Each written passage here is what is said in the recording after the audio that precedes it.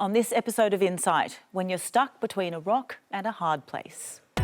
It was a moral dilemma that had been dumped in my lap that I never asked for. Do I break Dean's heart to pursue something that might not end well? Among the difficult moral dilemmas that we could potentially face, life and death, is the highest stakes. The doctor let us know that he had possibly 4 hours to live. At this point, Mum's dying. Do I really want her for an extra 2 or 3 days in pain? I don't think I'll ever make peace with this. Do you question your decision ever? I definitely do not. Amelia, you met your husband Dean in your early 20s. What was your relationship like? It was lovely. Dean was, or is, a really kind and wonderful person. We got together, we met at work, we had lots of similar interests, we had a lot of fun together. I'd been in relationships before that were quite emotionally unsafe, so being with someone who was so patient and kind and gentle was a big change for me, and it was just a really lovely relationship. How long were you together for? So we were together for about 6.5 years. So we got engaged at the start of 2020, and then we got married towards the end of 2021. When did things change for you?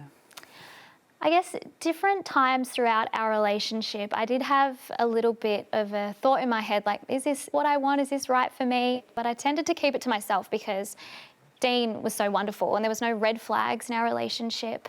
Everything was so lovely and nice. And then, we were married for about 6 months, and I shared with Dean that I really wasn't feeling happy. Something wasn't right. But at the time, neither of us really had the skills to unpack that or to navigate that together at the time. You started doing improv. What happened there? I started doing improv as a way just to have fun, and I met a person doing improv. His name is Emmett, and Emmett and I had a really immediate connection. It was sort of like a really playful and fun workplace friendship. There was just something about each other that we were just really drawn to each other. When you realised you had this strong connection with Emmett, how did it sit with you? I felt really confronted by it. I was incredibly anxious. I couldn't sleep. I didn't know what to do, but I'd had such a transparent relationship with Dean. We were best friends. Dean and I are best friends. So I told him about it straight away before I'd even really discussed it with Emmett. What moral dilemma were you facing here? At the time, I was considering, do I leave my marriage for something else? I was thinking, do I break Dean's heart, someone whose heart does not deserve to be broken, to pursue something that might not end well, to just have completely my own interests at the forefront of what I was doing. Leah, in 2022, your partner showed you something funny on his phone. What happened? We were looking at funny reels. It was a Sunday morning, taking it easy. He received a message from a good friend of his who was a friend of his that I really, really liked as well.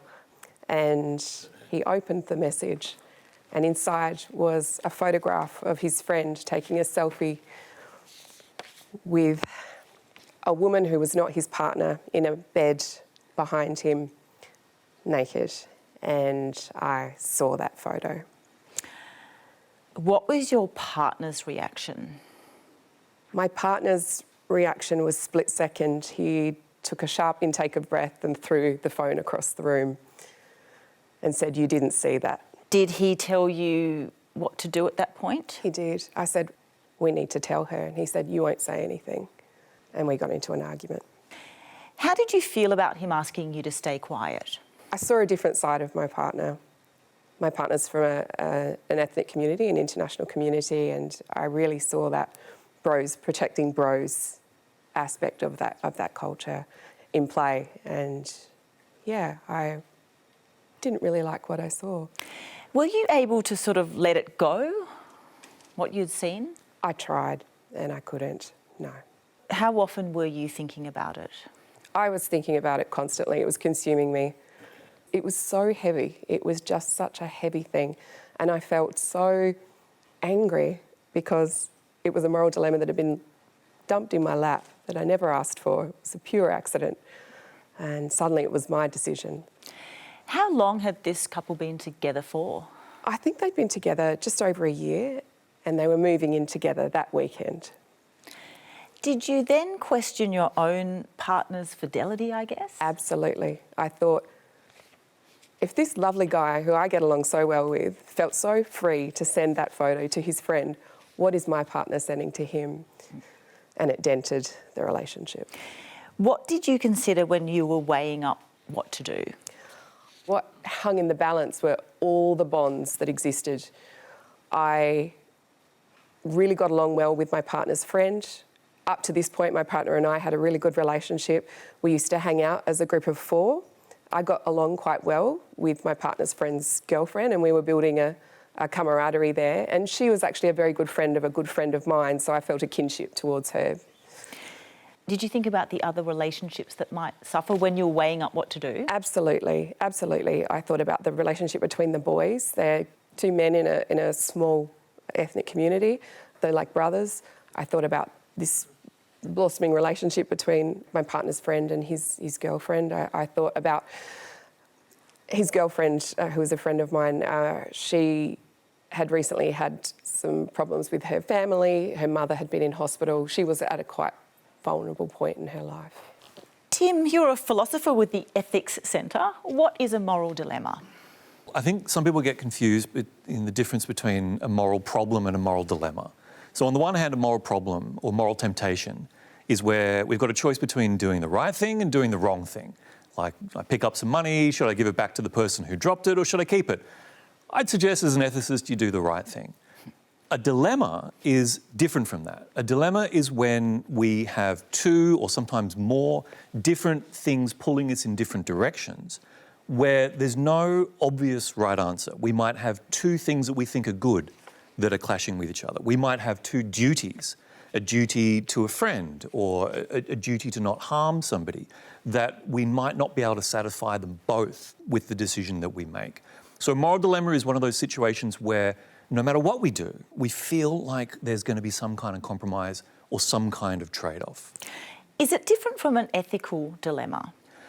We draw a distinction between moral and ethical at the Ethics Centre, where moral is the way that we see the world through the lens of good and bad. And that's informed by our upbringing, by our culture, our family, our peer group, religion. All of these things shape the way that we see the world. The ethical level is more reflective. Ethical is a way of us examining the reasons for acting in certain ways. And an ethical dilemma is similar to a moral dilemma, except we have more language to be able to tease apart the different dimensions and try to find some good reasons for choosing one course of action over another. Are moral dilemmas common? I would be very surprised if people go through life without experiencing at least a serious moral dilemma a few times in their life. Leah, you found out your friend's boyfriend was cheating on her. What did you decide to do? I decided to approach him first. That was my first port of call. I contacted him via message and said, I've seen something I shouldn't have seen. I think you know by now because my partner had let him know that I saw the photo. And he said, I need you to keep it to yourself. I said, you know me, I am the world's worst liar. I don't think it's going to be possible, but I don't want to tell her. I would like to give you the opportunity to tell her. He said that wasn't going to happen and that if I said anything, all hell would break loose. That conversation concluded with him deleting all of our messages and blocking me on social media and everywhere. You also turned to a mutual friend for advice. What did they say? I did turn to a mutual friend. I posed the question. I said, if you had a partner and you found out they weren't the person that they said they were, what would you do? She knew exactly who I was talking about. Women know things. She knew that I was talking about our mutual friend and her partner, and she said, tell me everything. She decided to tell our mutual friend. What happened when the girlfriend was told? She received the information and she confronted him. At first he denied it and she pressed him and he admitted it. They tried to stay together for a short while, but then ultimately broke up. What happened as a result was that the messengers got shot, myself and my friend. Tim, how do we know if we should get involved in other people's lives? Is that sort of a moral dilemma in itself? It certainly can be, because often doing the right thing can come at a cost, and often doing the right thing can harm ourselves or other people as well. So we need to be really careful about knowing when it's safe to engage. But I think we need to weigh up what our ultimate responsibilities are, what our obligations are, and whether we feel as though there is genuine harm that is going to be done if we don't do something. Often it can be tempting to be faced by a dilemma and say, look, I'm just going to move on and ignore it. I call this the Dumbledore thing when he says to Harry, look, not making a decision is still making a decision. So a part of ethics is taking responsibility for our actions, and sometimes that means taking responsibility for our inactions. But I don't think we all need to be moral heroes. We don't all need to be moral martyrs. We don't need to throw ourselves into things if we feel as though it's going to cause serious ramifications or harm to ourselves or others. We hear this term moralising. What can happen when we do that? Well, there's a difference between being moral, which means having a clear set of values and principles that guide how I behave, and moralising, which is projecting my values onto others. Now, there are a lot of moral values that we have in common, but there's a lot of difference as well. So moralising can become a problem when we're imposing our particular view of right and wrong onto other people, and sometimes that may not be entirely justified. There might be legitimate different perspectives that come to bear on these things. The other aspect of moralising is sometimes we can feel like we're getting involved, or we want to get involved with issues that we don't have anything, no connection to them. We can see something on social media. This happens all the time. Somebody on the other side of the planet does something really terrible. We get outraged, we moralise, we project our values onto that. We want to see them punished. We have no relationship. We are not connected to the community. We're not even connected to the people who were wronged.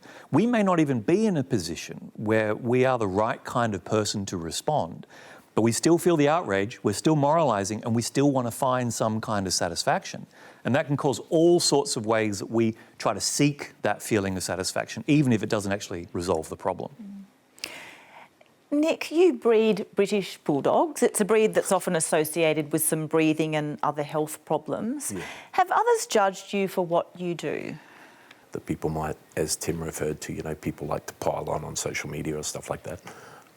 But I guess they're a breed that's known to have health problems, so I can understand why people would have that stigma attached to it.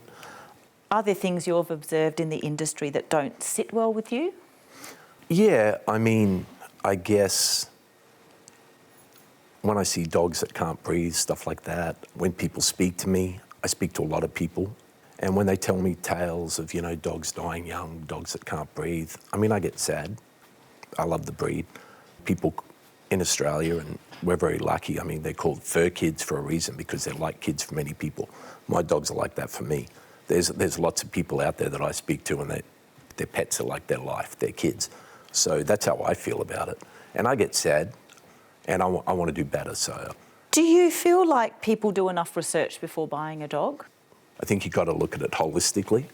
A breeder couldn't pile on the buyers and say they haven't done their research, so hence they deserve what they get. I think that there's a pathway towards improving the breed, doing the right thing. I think that it's all the stakeholders that are relevant to that, the whole industry per se. I guess they've all got a responsibility to do better, educate themselves, work within frameworks and structure, and that's what I think should happen. Yeah. You call yourself an ethical breeder. What about other breeders? I think it's important not to cast aspersions upon others. I can only speak for myself. I think that there's room for improvement across the board. There's room for improvement in my knowledge base. I'm always wanting to learn. I think most people want to do the right thing. I think that's an inherent quality in most Australians, I would think. That's what I believe. Yeah. Who do you think should be responsible for good dog breeding? Once again, I think it comes back to all the stakeholders. We've all got a stake in it. The buyers, it would be great if there was more educational resources. I think that vets, as well, if there was more structure. I think legislative bodies, they can get involved. And there's a lot of us out there that are crying out for structure. We'd like structure. And we love the dogs. The dogs can't advocate for themselves. What do you think buyers want in a dog like a bulldog? What are they looking for? If you haven't had a bulldog before, once you get slobbered on and you cuddle one, that's the only breed you want to have, right? Their temperament's like sensational. They're great family pets. They're not aggressive that I've heard of. They're wonderful, man. They're like, couldn't have enough of them, in my opinion. So yeah, I think they just want a healthy dog and a happy dog. You know, that's what I think. Monica, you bought your bulldog Maggie 9 years ago. Yes. Did she face any health issues? A lot of health issues I've had with Maggie. It first started with her getting cherry eye that she developed. Obviously, going into the breed, I knew, oh, there's my baby. I'd done my research. I probably hadn't thoroughly done as much research as I could have. I had purchased a lot of books. I'd done a lot of research. And she's had probably about nearly 12 eye surgeries now on her eyes. Done. Did you ever feel judged for choosing a bulldog? Definitely, especially as more health issues came up. At the stage I had a partner when I'd purchased her and then we had separated, so I took on the cost of all her vet bills, all her insurance. I've spent probably about $20,000 to $30,000 on Maggie to this day, and I say you really need to take into account that if there is health issues with these breeds, which they do come with, you need to be prepared to spend the money for your dog. They're not you buy it and it ends up in the pound because of the health issues. You bought a second bulldog 2 years after Maggie. Yes. How did they get along? So for the first 2 years, they were best friends. And then as time went on, he developed a lot of aggression issues and I had to rehome him last year. I'd worked with behaviouralist vets, I'd worked with trainers coming into the house. I'd spent so much money in making them both happy, but in the end, it wasn't viable for us all to be together in a house. It was getting dangerous, that I would be scared that I'd come home and a dog would be dead or he would turn on me and damage me, and I could never let a dog live that had bit someone before. Sounds like making that decision to rehome Oscar was really tough for you. Yeah, they're my children. I don't have children. I had Oscar for 7 years, so it wasn't like I just got him and rehomed him. It was a lot of mental capacity on my brain to actually make that final decision that I need help. It's getting out of control at home. How did you feel after rehoming him? I felt so guilty. I know I did everything I could. Everyone that had been involved with his care had said I'd done the best I could have done. A lot of people would have given up and got them euthanised or just dropped him off at the pound. But to this day now, I'm obviously still upset about it. A lot of people don't know that Oscar's been rehomed. People assume I still have 2 bulldogs because I'm a bit embarrassed to admit that I had to rehome one of my babies. But at the end of the day, it was the best for all of us involved. Do you know where he went? Yes. He's not suitable to go home with another dog. And I actually had a lovely family adopt him just before Christmas. And I actually get to see them. They live 2 suburbs away from me. And I see him and I see Oscar and the family. And I know in my heart I made the right decision. Both my dogs are happier now. I'm less stressed at home. I didn't realise how heightened my anxiety was at home, keeping the dogs separated, watching what they were doing all the time. And it's still something I don't really talk about or not a lot of people know about. But I know at the end of the day it was the right decision, but it was one of the hardest decisions of my life. Belinda, you were appointed enduring power of attorney for your mother in 2015. When you agreed to that role, were you prepared for the moral dilemmas you could face? No, I wasn't prepared for what was in front of me. I had a good understanding of what I was taking on as far as doing the enduring power of attorney and being that person for my mother. But when you're faced with those calls at 3 a.m. from the hospital emergency department saying, do you want us to resuscitate your mother? Do you want us to take these measures, life-saving measures? And you're having to make these calls regularly over a 10, 11, 12-year period, that becomes quite wearying. I had all those decisions were legally on me then when Mum was unable to make decisions for herself. Had you talked about what she wanted for her end-of-life care? It was really difficult. Mum was very old school on, we don't talk about death and dying because that'll jinx us and we're going to die. And I'm like, yes, Mum, you are going to. We're all going to one day. We need to talk about this because there's decisions I may have to make for you and I'd like to know what your thoughts are on that. Do you want to have people taking every measure, resuscitating you, doing CPR, and having that as your way out, or would you prefer not to do that? So it was a really long and difficult conversation. We didn't talk about things like withholding treatments because I never really thought that I would be in that position where I would have to make those decisions on her behalf. As your mum's health deteriorated, did you have to make some decisions like that? Yeah, quite frequently. Mum would go into hospital. Mum had mild dementia, so most of the time she was fairly okay at making her decisions. Mum had lots and lots of infections, being a diabetic and having her body breaking down. So every time she got an infection, it was worse than the last one. The antibiotics were not working as well. She would get delirium, so she would end up in hospital just so confused and unsure and scared. It was quite traumatic, so I would get the calls quite often to get in there. And then it was around doctors asking me numerous times. Sometimes in the same hospital visit, I would be asked by numerous different doctors over a couple of days on what I wanted for a treatment plan. The last time Mum came home from the hospital, she was basically laying there in bed, and Mum's words were always, I don't want to be just a body laying in a bed that gets spoon-fed bits of food. And, you know, Mum she couldn't see very well anymore. She couldn't hear very well. She couldn't get up anymore. Like, she was already in a wheelchair, but she was in bed bound that last time, or the last couple of times she came back. And it was like they were just spooning her teaspoons of thickened stuff, and I went, this is not what Mum wanted. So the decision you had to make was to stop active treatment? Yeah. I spoke to them on the Friday and I said to them, I can't make that call today. I need to obviously speak to my siblings and see what their thoughts are around this as well. And I want to have the weekend to get my head around it, talk to the people who are close to me, and know that if I'm going to stop antibiotics and I'm going to stop sending her to hospital, we're going to stop doing active treatment to treat for the infections, that I'm making the right call. How long after stopping the treatment did your mum survive? Mum was alive for about 2.5 weeks from when we stopped the last antibiotic. She was only conscious for the first 4 days post antibiotic, and then she was pretty much, well, everything just becomes so painful. They morphined her right up. She was on so much just to deal with the extreme pain she was in. Because her body was shutting down, her regular high-dose opioids were no longer doing the job. So every day we were pretty much doubling her morphine. I was having to make that call every day going, yes, please, double it again. And then the last day, the doctor said to me, this is really, really high dose now. And I said, I don't care. I'm very aware that if we double it again, that this may shorten this time. But at this point, Mum's dying. Do I really want her for an extra 2 or 3 days in pain?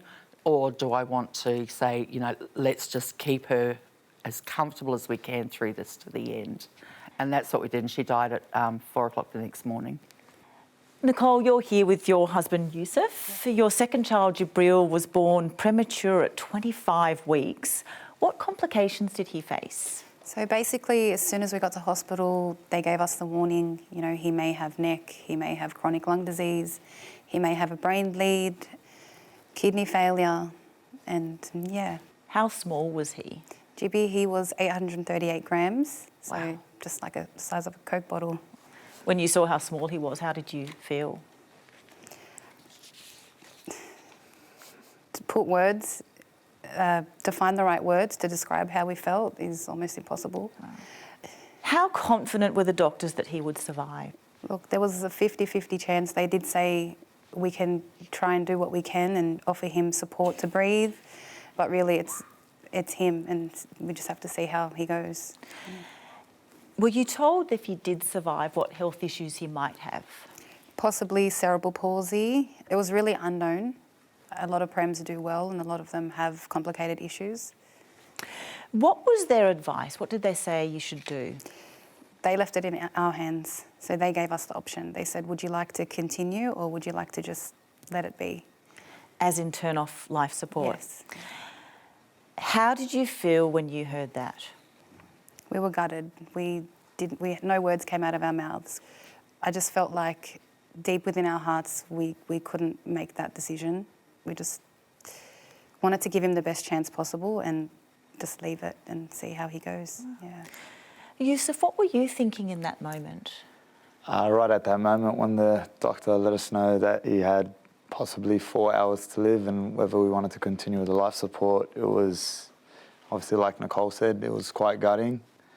And for me, I know my personal feeling was that, you know, we're going to lose our son, which is obviously very confrontational and something that you don't want to even think about. So that was my initial reaction. You called your dad at one stage. What was that conversation like? I don't think I really got many words out, but he heard me crying and I basically just said to him, "Dad, I need you." And I was quite lucky that he was working just down the road from the hospital, and he was there within 10 minutes with one of my older brothers. Once we were able to articulate what was actually happening, he gave us probably the best advice that I could have received at that time. And what did he say? He asked if he was breathing still, and obviously we said yes with the support of the machines and things like that. And he just said, well, if God is allowing him to take breath, wait until God takes away his breath before you make a decision to turn off that life support. Oh. Tim, you're a philosopher. Is there an extra layer of moral complexity when we're asked to make life and death decisions for a loved one who can't make those decisions themselves? Absolutely. Among the difficult moral dilemmas that we could potentially face, life and death is the highest stakes. And when we're dealing with questions of our family members, we have a special relationship, special obligations, a special duty of care. All of us intuitively believe in preserving life. Some of the biggest dilemmas that we can face are when we are asked to trade off or put into conflict an idea of preserving the life of a loved one versus preventing suffering or ensuring that their life is a good life.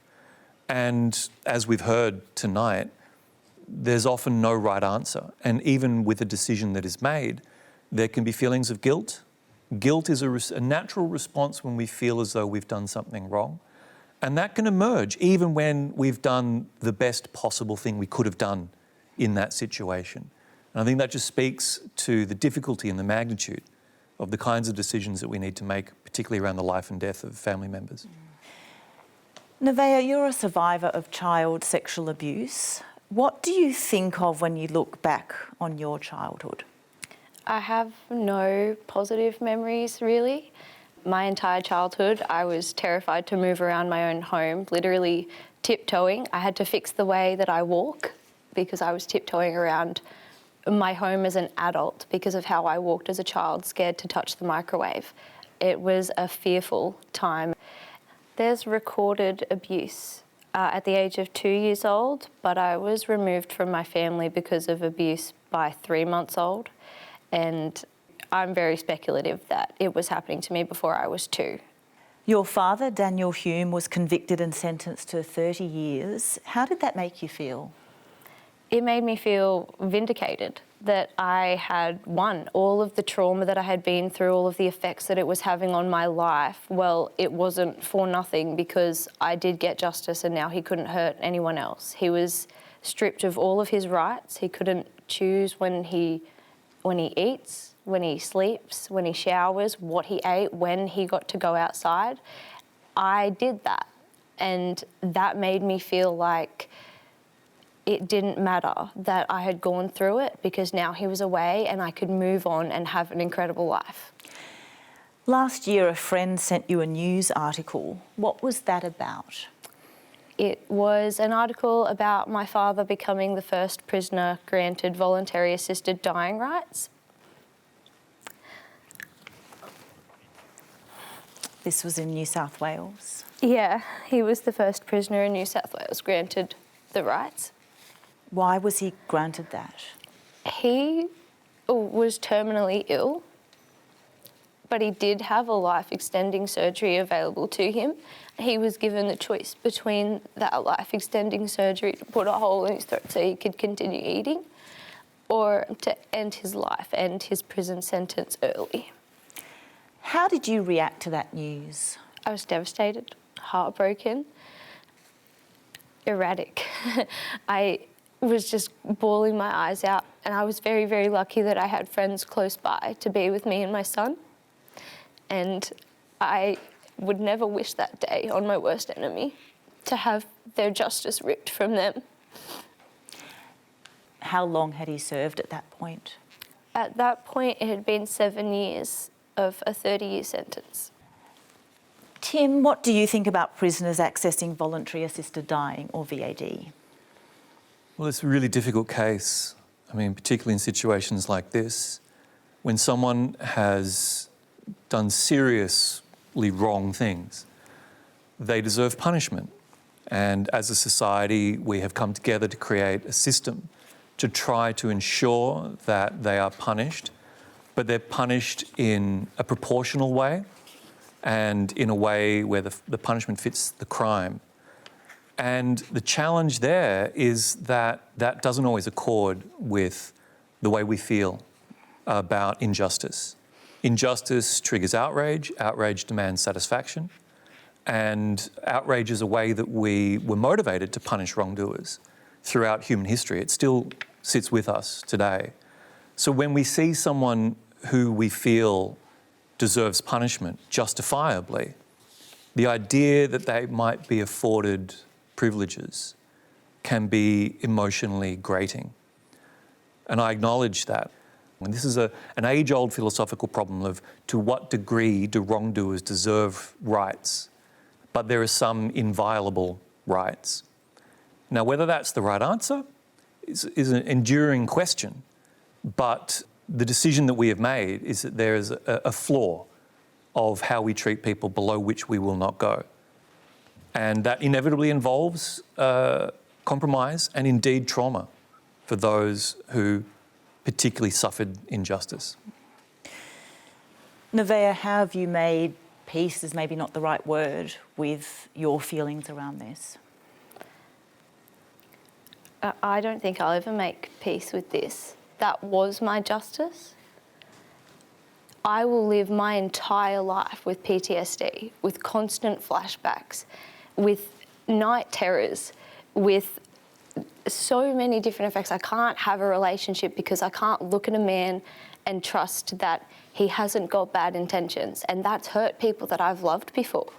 I can't put myself in those situations, and so it has had so many run-on effects. And why is it that I have to serve a life sentence of PTSD, fight tooth and nail, put myself through hallucinations, and talking to my own father on the phone for months and months to have him locked away, only for health to go, you know what, I think that he shouldn't serve his sentence anymore. He should have the right to die with dignity. Who cares if he raped little girls? Who cares if he kidnapped them off the street? Who cares if he used his own daughter to lure them back to his house? No, let's stick a needle out his arm. Let's let him pick when and where he does it, what time. And he picked 11 a.m. because he hates the afternoons. I didn't get told about this. I didn't know he was sick. I didn't even know he was sick. It doesn't make any sense that he would be given this right while I live my entire life with the ramifications of crimes he chose to commit against me.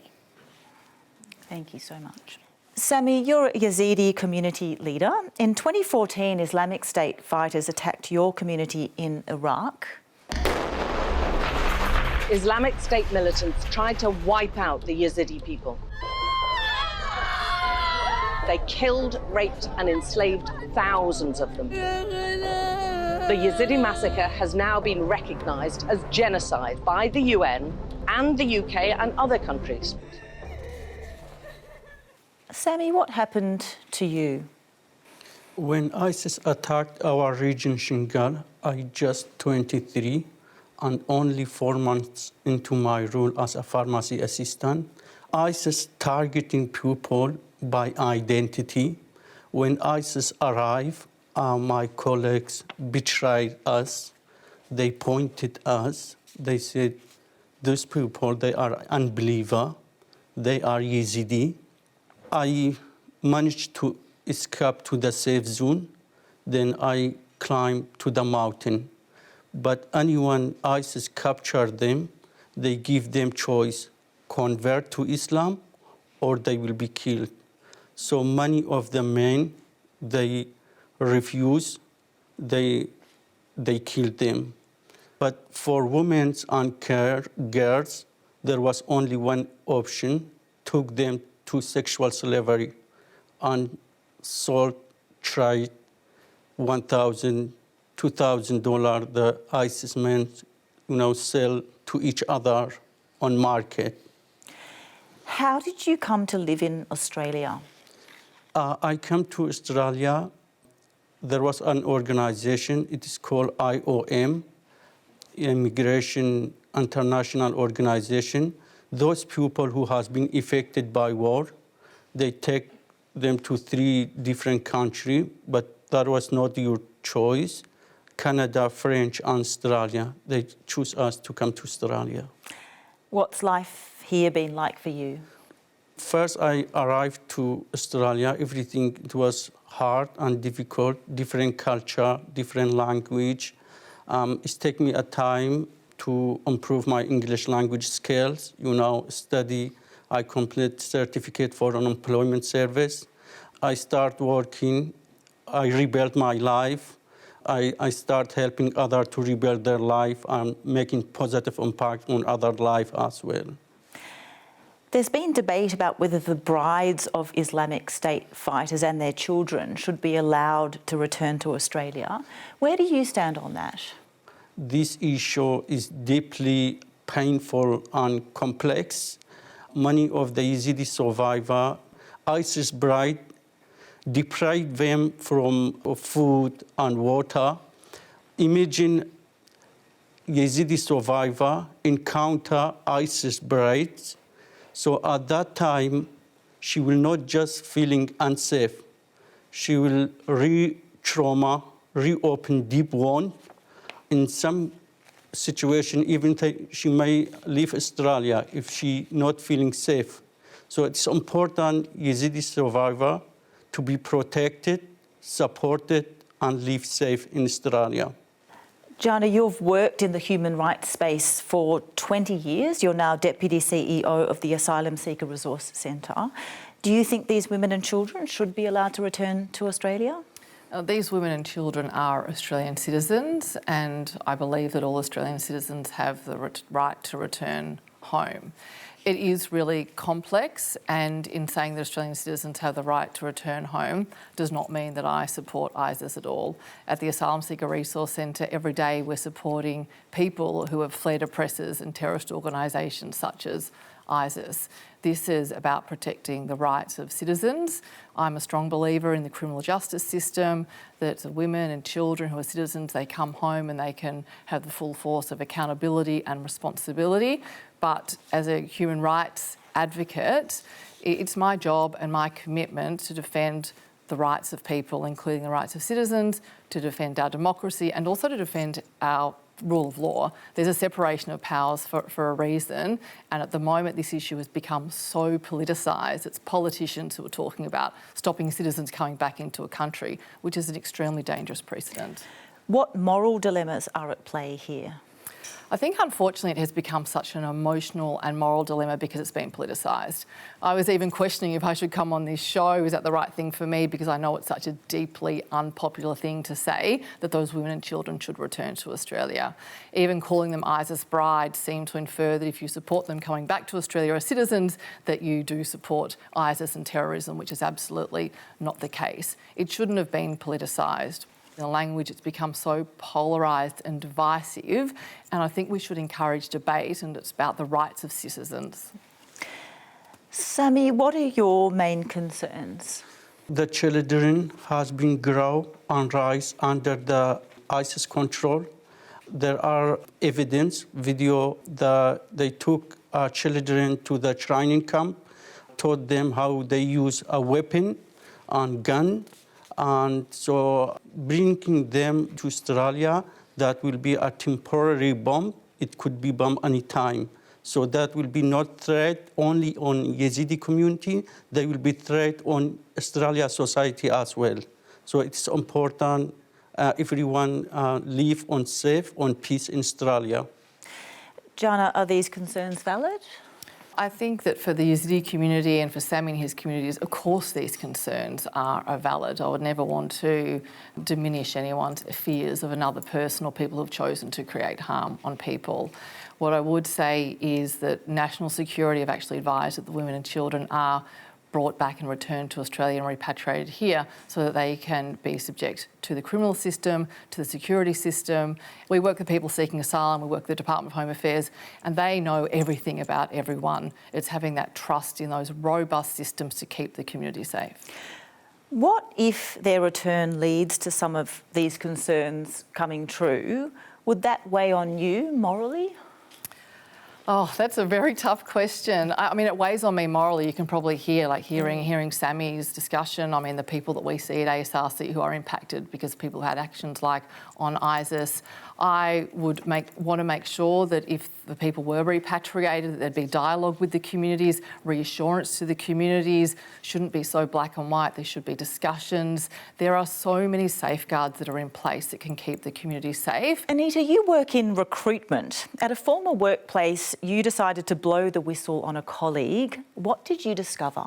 I've been in recruitment for over a decade, and a bulk of that now has been in Aboriginal recruitment. But quite early on in my career, I was working with businesses, assisting them with recruiting First Nations talent. So my team and I, we were working on a recruit. They were seeking 2 Aboriginal admin candidates.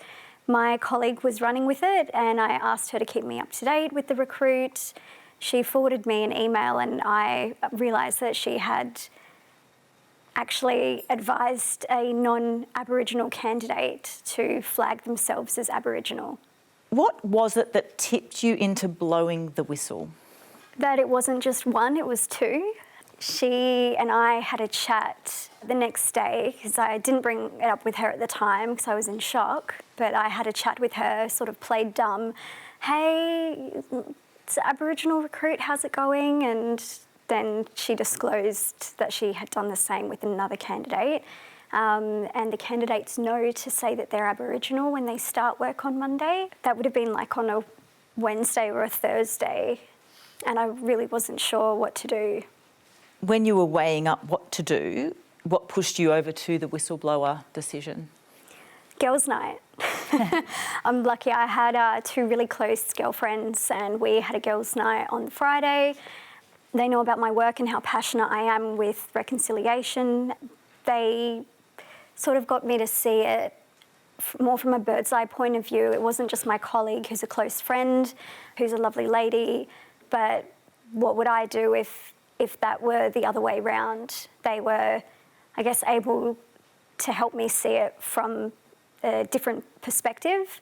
And yeah, as a result, I realised that she may have done it before, she'd likely do it again, and to blow that whistle. After you told your employer, the people involved lost their jobs. Do you ever question if you did the right thing? I didn't think about that at all. I didn't think of them being terminated. My colleague, she was still within her probation, so not a smart thing to do, but she was terminated on the Monday as soon as I escalated it. But then the 2 candidates as well, they were terminated on their first day on Monday. And how did you feel when you heard about that? Like disappointed mainly, because the 2 candidates, they were advised something that's not best practice, and they really needed to work. They were really eager to work in that role. And so to have a recruiter advise them to lie to a business that was very eager to recruit more Aboriginal candidates and close the gap in employment, that was just very disappointing. Do you question your decision ever? I did at the time, however, that was maybe a decade ago now, and now I definitely do not. Nicole and Yusuf, your son Jabril was born prematurely with a low chance of survival. You were given the choice to turn off his life support. Did you? No, we didn't. After all the episodes he had, so we'd go 2 steps forward, 10 steps back, 2 steps forward, 10 steps back. Thank God he did make a turn finally, and he picked up, and he's doing amazing now. We go to therapy every fortnight now. We were doing weekly sessions. He loves basketball. He loves playing with his siblings. He's in year 1 now in a mainstream class, and he's doing amazing. He looks so happy and healthy. Congratulations. Thank you. Thank you. Amelia, within 8 months of your marriage, you realised you were no longer in love with your husband. By then, you'd developed a strong connection with another man, Emmett. What did you decide to do? I inevitably decided to end my marriage with Dean. How did it feel to do that? Terrifying. I felt incredibly selfish. I had a lot of shame, but at the same time, it felt very liberating, and I was really proud of myself, even though I was processing so much guilt and anxiety. Leading up to making that decision, how difficult was it? Excruciating. Breaking someone's heart, whose heart doesn't deserve to be broken, for a decision that was purely self-motivated. I didn't feel like at the time that I was leaving Dean for somebody else. I felt like I was choosing myself in that moment, but I couldn't eat, I couldn't sleep. I was experiencing a lot of suicidal ideation, like I was a terrible person to even be considering this decision. I spoke to a psychic, I spoke to a therapist, and I spoke to my sister, but eventually I made this decision to leave. What was the reaction from family and friends when you left your marriage? My sister, I've got an amazing older sister who was terrified for me. She asked me a lot of hard-hitting questions, but she supported me and trusted me that I would make my own decision, and that whatever the outcome was, I would be accountable for that, and that she'd be there to hold my hand through it. I shared the story with my 2 closest friends at the time, who they found it really confronting and decided they couldn't support me through that decision. So those relationships ended up ending. But there was also some really surprising support from members of Dean's family who were also heartbroken. They invited me over for a coffee and sat me down and said that they loved me and just hoped that I was making the right decision. After separating, you and Emmett began to see each other. That was about 4 years ago. What's life like now? Pretty amazing. We have a little boy and we have a little girl on the way, and we're really happy. You still do your improv? Yeah, I still do my improv. Emmett and I still do improv together. We're very close and very good friends. I feel I can advocate for myself much more now, better than I ever have before. What do you hope for your ex-husband, for Dean? Well, I hope he finds a partner because he's single, and I think he would be really upset if I didn't mention that. But I hope that he finds happiness and love, because that's all we both wanted for each other. Leah, you helped expose your friend's cheating partner. The couple split up. Was there any other fallout? Absolutely, yes. As the cheater foreshadowed, all hell did break loose. All the bonds, all the dynamics in this equation were damaged. My relationship with my partner was damaged. The friendship between the 2 men was also affected. The relationship between our mutual friend who spilled the beans and the poor woman being cheated on was damaged also. And apart from a couple of times catching up with my friend, I didn't see her after that, and we're no longer in contact.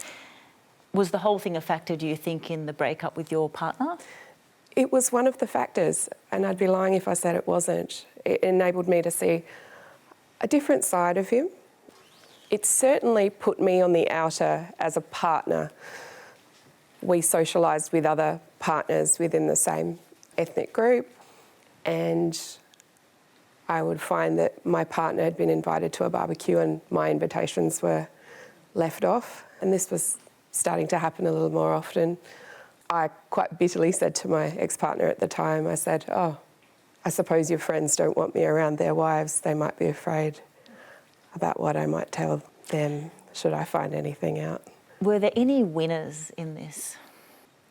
I was speaking to my friend who was involved in spilling the beans only yesterday, and She said that the last she heard was our friend was doing exceptionally well in her career. She's got a new partner, she's moved away. And I think she's done well. But to answer your question, I don't think there were any winners. We all suffered, all of us. If you had your time again, would you make the same choice? Ooh, that's a very difficult question. I think I would make the same choice given the same circumstances. Those couple of weeks felt awful. I was living against my code, really. I'd been raised to support women. My own family growing up was devastated by infidelity. I'm sure that had a bearing in my decision that I made. I think I would make the same decision again, but change one of those factors, and I'd have to get back to you on that. Thank you so much, and thank you to you all for being here. That's all we have time for. Thank you for your company. I look forward to seeing you next time.